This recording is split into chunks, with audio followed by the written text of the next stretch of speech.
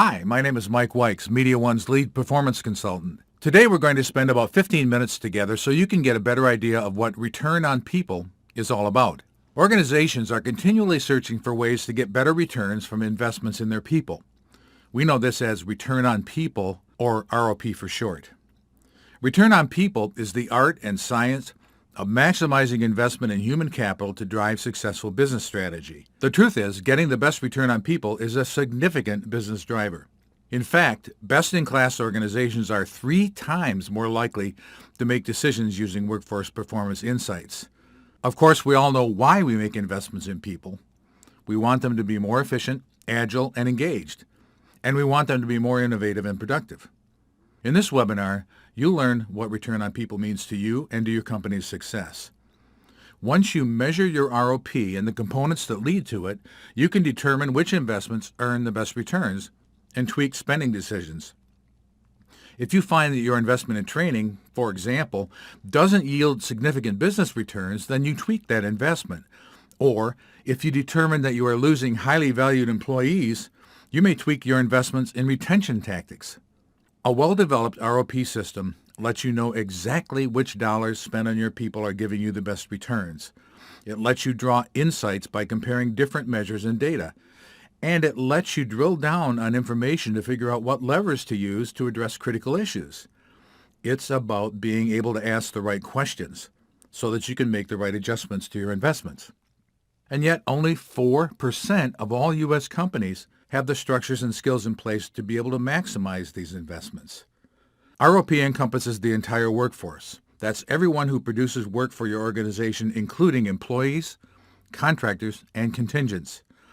In addition to the investments you make in them, which can include wages and salary and benefits and perks, maintenance of culture, leadership, recruiting, development, learning, and other resources. These represent the total cost of your workforce. Workforce spending at many Fortune 500 companies averages nearly 70% of operating expenses. If your cost is anywhere near that 70%, then you have a strong business imperative to make the most of your return on people. Many companies, of course, already collect data, and yet few organizations actually measure how investments in people actually increase business value. It can be seen as too difficult or too complicated, or simply because people are seen as costs and not as an asset category that requires investments and garners returns. Measurement is a critical component of ROP, but you have to measure the right things. But let's take it a step further and look at high performer turnover. High performers regularly produce more than their peers, and they generally maintain a lot of your intellectual capital. If they leave, they're more expensive to replace. High performer turnover rate, when it's compared to the total turnover rate, is way more predictive of pure talent loss. If the overall turnover rate is, for example, only 4%, but the high performer turnover rate is 8%, well, you're bleeding talent. And how are you replacing that high performer talent? In all likelihood, you're replacing them with average performers, and it often takes more than one person to replace them. The bottom line is not only that you are losing money, but you're losing your smartest people along with competitive edge. If you track high performer turnover and realize what it can mean financially, you can jump into action before the problem gets worse. You can adjust the investments you make in high performers to keep them around and adjust critical elements such as job design, changes in work environment, or even the compensation system. It's a good example of why you want to measure what matters, because measuring the right things drives the right behaviors and results. Here's an example, based on a real company, of why it's important to pay attention to what you're measuring. There's a fictional oil company with 2 divisions in different locations, Division A and Division B. The company instituted a productivity per employee measure, that's the average profit divided by the number of employees per area, as a way to control employee expenses and link profitability to quarterly bonus calculations. But it wasn't long before the company noticed that Division A showed greater productivity per employee than Division B did. It seemed that Division A must be doing something right.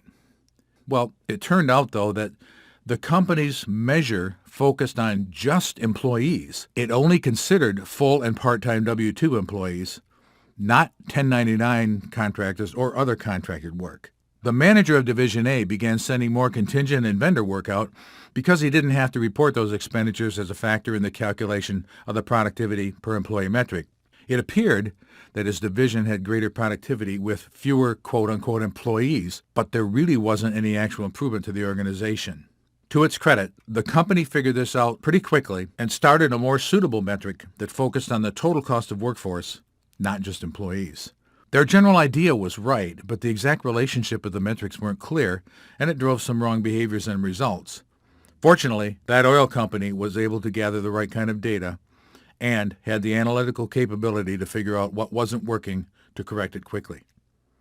We've just talked about a couple of examples, one related to turnover and the other related to productivity measures. Each one of these examples contained enough submeasures to allow drill downs to get to the real issues, so that those issues could be adjusted appropriately.